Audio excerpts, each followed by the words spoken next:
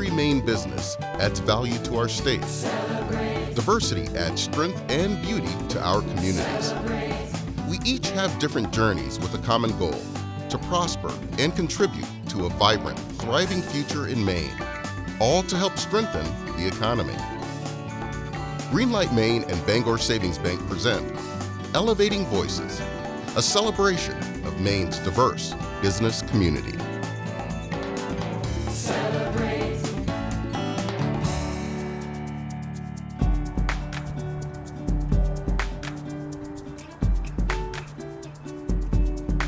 Hello. Hey, Lori. Hey, welcome. Thank you so much for letting our crew use this as our home base. Your hospitality has been just overwhelming. Well, we are so pleased to be able to do this. This is such a wonderful project, and we're so excited to be a part of it. We thank you.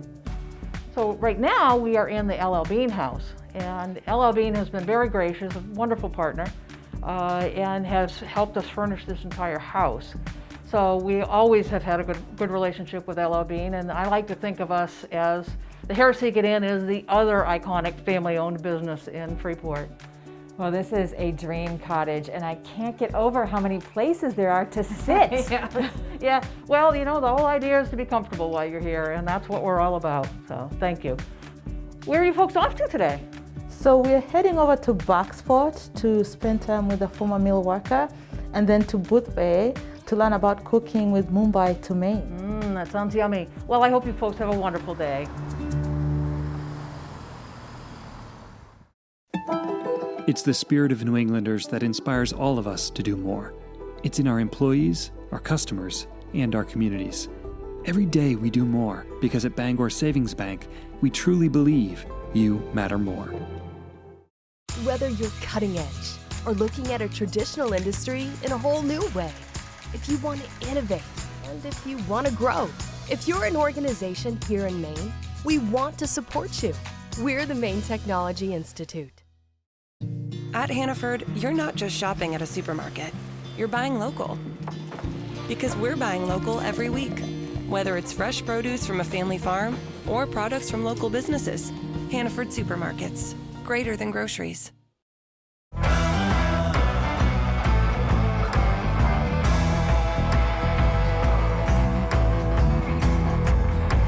The Bucksport Mill thrived for a better part of a century, but in 2014 the smokestack went silent, leaving the community a big empty space. There was no choice but to try and find a way to move on. That's exactly what Deko Stewart is doing. Deko, when you came to Bucksport, you worked at the mill? Yes. And what did you do there? So I was a paper maker, but I was they call it fourth hand. So in that job, you kind of do all the bottom jobs. So I've learned fourth hand, third hand, broke operator. I worked on the off machine coder, so quite a few jobs in there.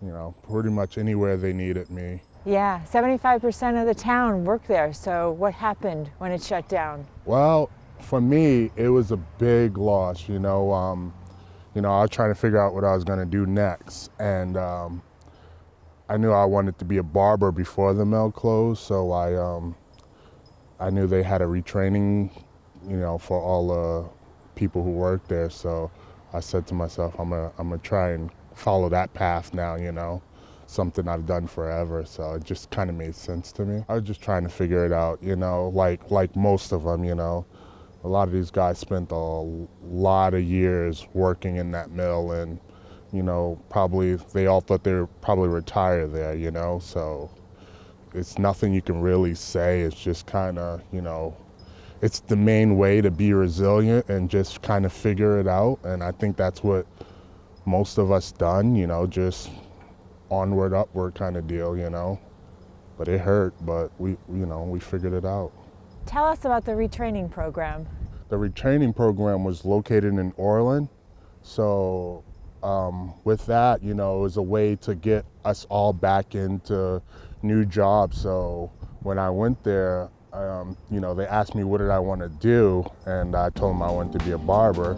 Yeah, so that set me up. Deko got creative to build his business and get the word out he wanted to be a business known for giving back. The community embraced him from the very beginning. Wow, we were really pushing the bar, Yeah, so like 4 years you've been in business? I've been licensed for 5, so I mean, right out of school, I got my first job. So it's I've been in the community center about 4.5 years. The Orland Community Center used to be the Orland Community School. It housed grades K through 8. It's a precious building to the surrounding area, and a lot of people cherish their memories of going to school there. They appreciate the use of this building, where they shop at a variety of small businesses that have taken up residence and keep the space busy and engaging.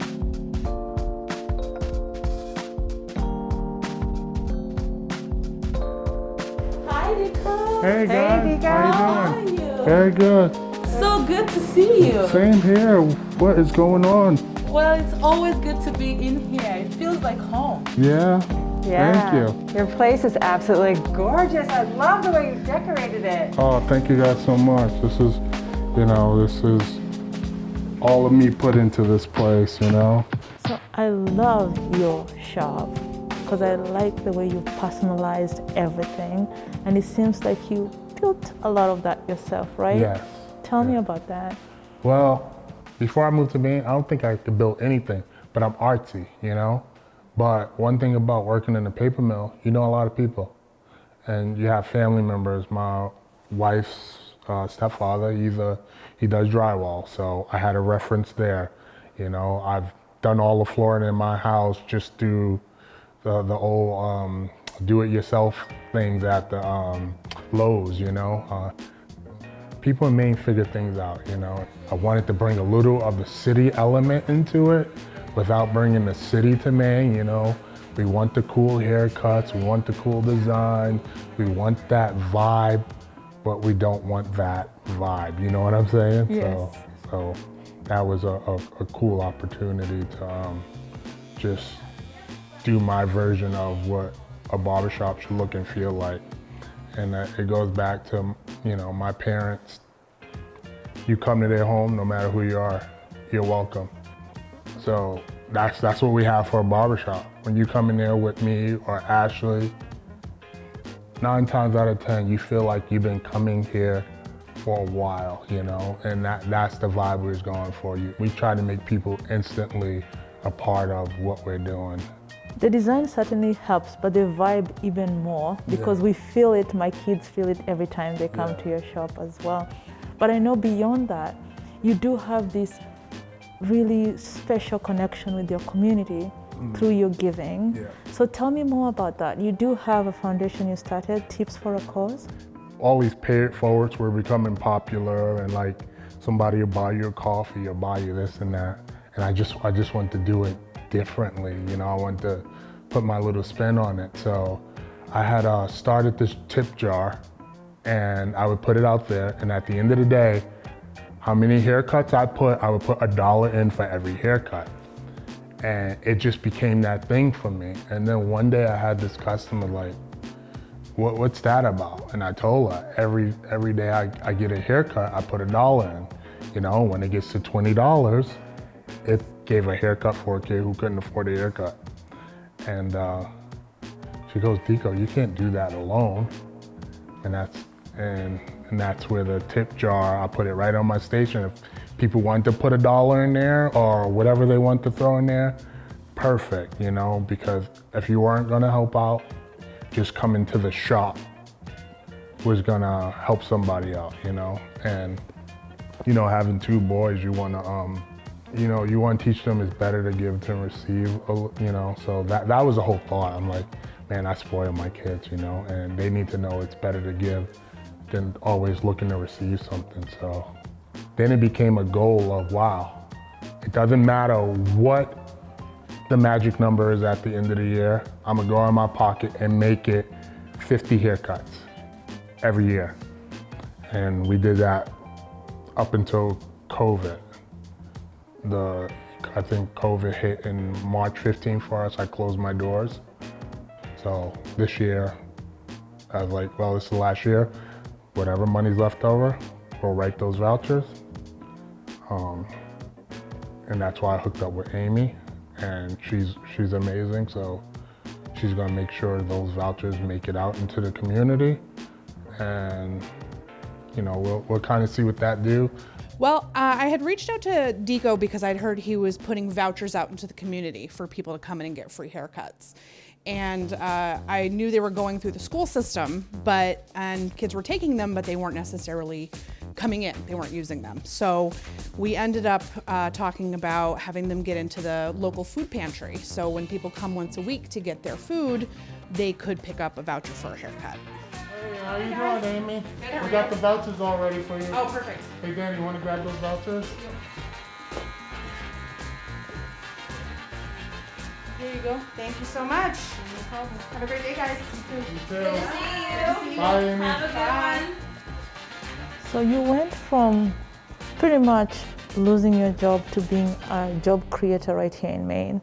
And you have a wonderful partner, Ashley. Tell me a little bit about that. So Ashley's great. So how I met Ashley, I was cutting her brother, her dad, his kids. Perfect. And her dad told me several times, you know, my daughter wants to be a barber. And I said, that's cool. Have her come talk to me. I didn't know she was a little nervous to come talk to me. I'm like the easiest person to talk to in the world, I feel like. But she finally got around to it. It was an amazing fit because she's so easy to work with. She's a fast learner. And she also worked on my flaws in barbering, right? Like she brings an element that I can't do, that I feel less comfortable with. And we just kind of feed off of each other that way. So she's been a great addition to the team.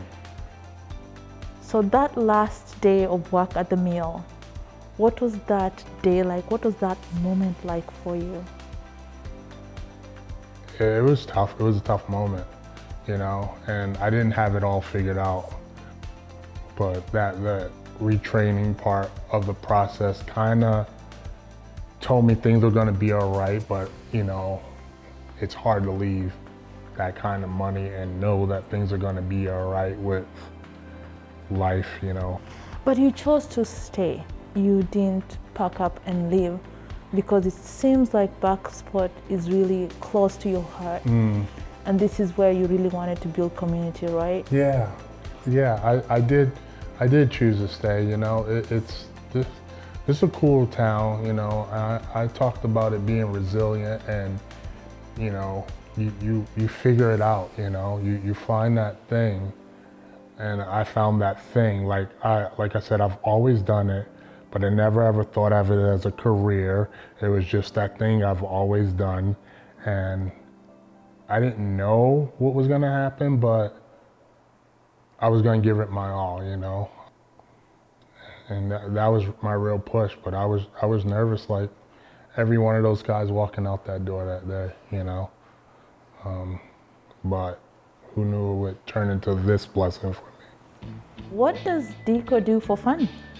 If I'm not playing basketball or riding a motorcycle or cutting hair, I'm not doing what I want to do in life. So like what comes with that is a lot of time with my boys, you know. My wife gets the motorcycle time, but the boys get all the basketball, and as soon as I could get them on a little hoop, they were shooting the basketball. So that's just our thing, you know. And I'm gonna do those things until I can't do them no more, you know. So. What's the hope for the future? Just get the industry to where I would like it for my area, right? Like this is my community.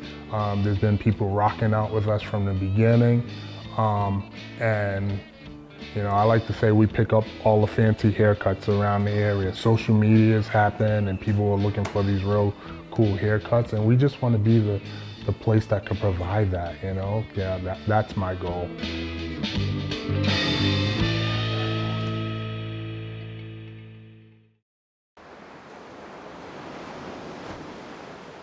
Eaton Peabody, a Maine-based law firm serving generations of Maine businesses and families from offices in Augusta, Bangor, Brunswick, Ellsworth, and Portland.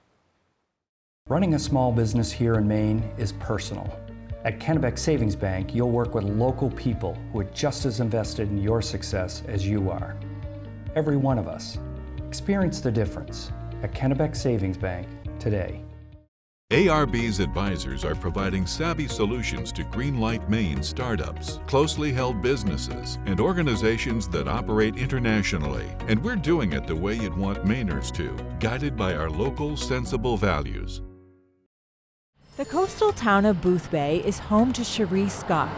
When she moved here, she started a podcast to take people on a culinary journey of the rich Maine food scene. She's always busy in her kitchen working on bringing the flavors of India to New England. With her brand of specialty sauces, she calls Mumbai to Maine. Today, she's offered to teach us a lesson in flavor and tell us about her inspiration. All right, Julene, are you ready for your first Indian cooking class? Right here in the Mumbai to Maine kitchen. This is where everything was born for me. I am ready. This is my first cooking class ever. So the dish I want to make for you today and for your viewers is a very special dish. It's called kaldeen, and it is Portuguese influence, and it's a simmer, coconut curry simmer. But the reason why I love this dish so much is because I used to stand at my mom's heels when she was making this for us every Sunday, and it was this very long and elaborate process. And by the end of it, the entire building smelled so amazing. Like everybody wanted this dish. Wow. And so it kind of stuck with me in my archives. Well, years later, my mom passed away, and then I was really craving the dish, and I wanted to connect to her. And so I reached out to my aunt, and she sent me the recipe, the family recipe. So that's when I had this idea of maybe I should find a way to put this in a jar so that I can reach for it anytime I want, and I don't have to make the prep happen every single time I do it. So I thought, if I want it, I'm sure there's other people out there who do. Absolutely. Now you're sharing it with everybody. And here I am today. It's part of my jars for my simmer sauce line, and it's truly the heart of my brand. It's an homage to my amazing, talented mother. And it really is what has spurred into such a beautiful line of simmer sauces, all thanks to her. So let's jump in and let's do it. Are you ready? Started, yes. Okay, so the first step is you want to kind of get this cast iron pan or skillet on medium to high. And so this dish is comprised of really 3 whole spices. So it's the black peppercorns, which add the heat, the coriander that adds the citrus, and the cumin that adds that earthy, wonderful complement to balance all of them out. The whole point is to just get them nice and sort of toasted up, not brown or burnt. You'll see the entire kitchen is going to smell amazing. I remember this smell coming out of my mom's shoebox of a kitchen back in Mumbai. This is the smell of my mother. And this is why I do this, because every time I do this, I feel she's like right here next to me. My mom would always tell us that she had to get the fish lady, the fishmonger who would show up at our door. Her name was Kamli. She'd come with this big basket, and she'd always tell Kamli, I'm making kaldeen today, so please add some extra shrimp because it's for Cherie. She'll eat all the shrimp and then eat everybody else's shrimp. So my mom always said, you better marry a fisherman one day because, you know, you are gonna need to eat a lot of the seafood, and you better marry a fisherman. So I said, you know, Mom, I did something even better. I moved to Maine. There you go. Absolutely. And so now what I do is, once I feel like these spices are really, I want you to really take a good smell of that. It's so wonderful. Oh my goodness. Wow. Heaven. Wow, that's amazing. Okay. So I'm actually going to reach for my blend, which I kind of prepped ahead of time. So we save some spice, you know, and some time. This is the end product of This is it. Okay. Yeah. So this is basically grinding down all of this good stuff. And I'm going to set this aside because I'll make another batch with that, right? Now you've got the spices. Okay. Okay, so we're going to turn it on. Now, this dish starts out with some coconut oil, believe it or not. And coconut oil at room temp, as you can see, is hard. But as soon as you put it into a hot pan, it gets super silky smooth, transparent, and it adds just a wonderful flavor to your cooking. The next thing I'm going to do is I'm going to add some onions to this. So I'm actually going to get some onions out here. I think that's plenty for this dish because you don't want it to overpower. The scallops that we're going to cook today, let's get those ready to go. Okay, so I'm going to turn on the stove here. And we're going to use some ghee. We're basically going to pan sear these amazing scallops in the skillet. So we're going to go for this. I think I can smell a nice hot pan. Ooh, smell that? Oh yeah. And I'm literally, get the pan nice and hot. Yeah, I'm not going to put any flour or anything on this because I want them to just cook and sear, turn it off, and then let that beautiful simmer sauce kind of get into it, you know? So we're just gonna leave them, we're not even gonna touch them. Every single layer adds flavor. Wow. And so if you're gonna be in a rush, don't make the dish. Just pull it out of a jar because I did all the work for you. So go buy one of my jars. That's what I tell people. Speaking of your jars, so you're in 8 locations? Monty's and Brown's in Portland, Eventide and Pinkham in Booth Bay Harbor. And then I kind of just hit up Rockland, which was fun. There's a great store called Bleecker and Greer. I have Treats in Wiscasset. And then of course I have Main Street Markets in Rockland, right on the main drag. I love that store. And but the last one I just picked up the other day was Riverside Butcher in Damascotta. Oh, congratulations. Beautiful year-round town, thank you. And that's the beauty about this state. It is such an embracing ethos for up-and-coming culinary tastemakers. You know, people who want to make a beautiful beverage or cheese or, you know, it's just a wonderful place. And I want to check on these to make sure I'm not overdoing these. See, that's all I wanted. You see that? Perfect. Isn't that beautiful? Yes. The next thing we're going to do in here is I'm going to reach for the garlic and the ginger. Okay. And it's very important in Indian cooking that you have your garlic and ginger because they add a wonderful, beautiful flavor and earthiness. So we're not going to cook this for too long. Okay. And the next step is to add the beautiful spice blend that we made. Okay. But wait till you smell this. Go in here. It's going to smell amazing. Okay. Turmeric is the signature in this dish. This is when my son, like, literally drops whatever he's doing. I say, turmeric, he goes, I want to do the yellow. So he comes in and he basically sprinkles the turmeric in there for me. That's his job when we make kaldeen, and he'll always remember that. I know he will. I'm gonna go get you some coconut milk. I actually put it all together for us. You wanna come with me? Yes. Okay. Okay. So what I did was I just emptied out some coconut cans of milk in here and some cream. And I kind of mixed it up because there's a lot of water in coconut cream, right? So you want to make sure that you mix that all up. But that's good for the sauce. It's really, really good. Okay. So this is when, see that coming out of there? Isn't that beautiful? Beautiful. It is so rich. Look at that gorgeous color coming out of that. So this is now the kaldeen.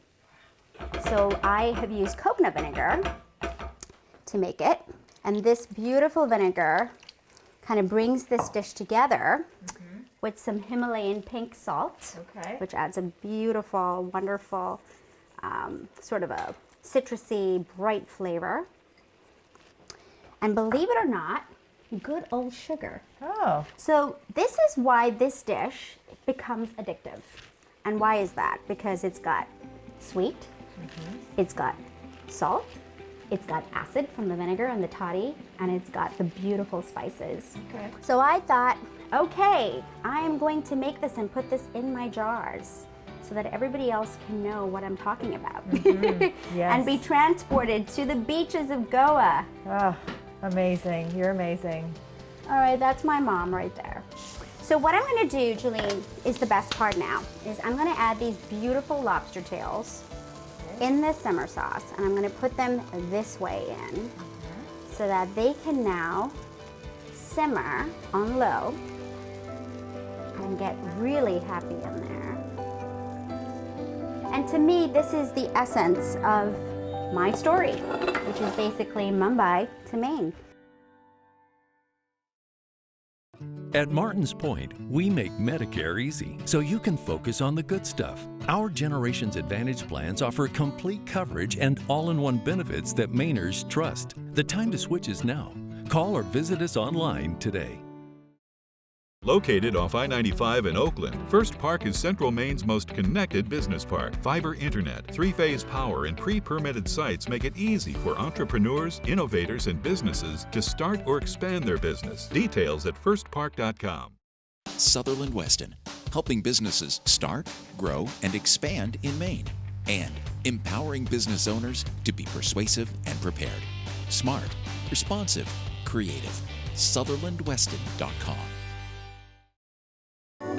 This fresh lobster feast was gifted to Cherie by Brown Trading Company in Portland's Old Port so she could work her magic for us. Brown Trading was also one of the first businesses to sell Cherie's simmer sauces. A short walk from Brown is Scordo, owned by the Coronas family. Scordo is a spice and accessory shop that would ignite just about anyone to try their hand at cooking. Cherie and John shared an instant connection through spices that led to a loyal friendship. The two consider each other their role model as they influence and inspire the other's business. How did you two meet? We have the shop in the Old Port in Portland, and Guy, Cherie's husband, was in town, and I remember him saying he was just killing some time waiting, you know, to pick up a child or something like that. Yeah, and so he popped in the shop, and we were fairly new at that point, not that well known down there, and lo and behold, I guess he saw some things that he thought his lovely wife Cherie would like, and so purchased them and brought them home, and next thing you know, we got an email from Cherie introducing herself and saying great things about our product, which endeared her to us immediately. So, and frankly, it just kind of took off, from there. It's just been a wonderful experience, for going on 3 years now, right? Yeah, pretty much. And honestly, I think that phone call that I made to you that morning, I was driving to work and I said, I just have to call the person that's behind this company called Scordo, because how does he know how to make a garam masala that's so spot on? Because there's an art to it. I showed you how to toast the spices today, Jolene. Like, there's a recipe to it, and you've got to have the right feel, and John nailed it in that jar, and that's when I knew that he'd be my friend, because I was like, spices brought us together, and that's how community builds, right? It builds through food and food connections, and so that brought me right into John's life, and Scordo became part of my family, and they're in my house, in my kitchen, in my life, on my plates. And in our food today, we cooked with all of John's spices, so we have the turmeric and the peppercorn and all the great spices in here. But I think John and I basically hit it off because we both had this commonality, this passion for food with his Greek heritage and my Indian heritage. The feeling of being a newcomer in Maine, it's fleeting. Because as soon as you get here, you'll have a neighbor that literally walks up the driveway with a bag full of goodies and says, welcome to Maine. I know you've probably not slept in the last few days. You don't even know where the grocery store is yet. Here you go. But I will tell you this, when I found John's spices, and the reason I'm bringing this back to that moment, was I was longing to feel like home in Maine. And I didn't know how to cook Indian food, I told you that, until I was 32.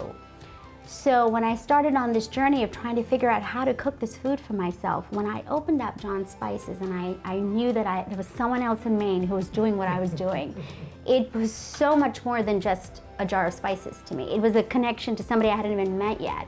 When you find a friend through food, it's sort of like they're your friend for life. So did you know that you wanted to open a business before you ran into John with his spices? No, absolutely not. Yeah, no. I think John and I just had this organic connection of food, and it was universal. We just loved food, loved spices, and he had such an incredible brand that he was putting out into the world in Maine. And I just wanted to be behind that. So we've always found a way to collaborate together, and that's the beauty of food, right? In Maine, we all find our own way of leaving our mark behind and moving it forward. So that's why Maine is such a maker state. I just love this state. I'd like to say, just to entrepreneurs in this state and anyone who's listening, that there's never a perfect time to get started. Now's the perfect time. You have to start somewhere, and if you don't believe in yourself, nobody else will. And I want to thank Greenlight Maine for giving me this opportunity to share my story, my maker story, and I hope it inspires someone out there who has a dream to take action on it, like today, and build something that's really impactful.